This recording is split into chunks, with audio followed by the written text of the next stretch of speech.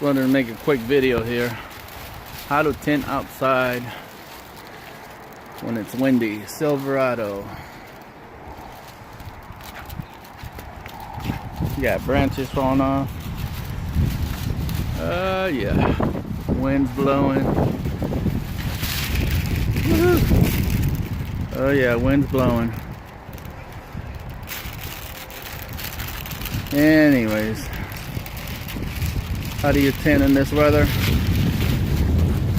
Come out looking very nice. Really simple. You gotta have skills. Actually, not that simple. Pain in the butt.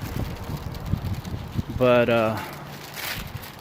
yeah, I thought it was impossible, too hard to do, whatever. And then my brother tints in Utah in the snow.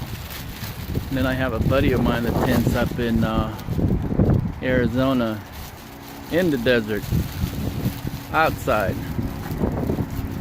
So if you got skills, you get it done. Yeah, it's windy outside, but we still gotta make money, right? Still gotta get paid. So mobile mo on the cut.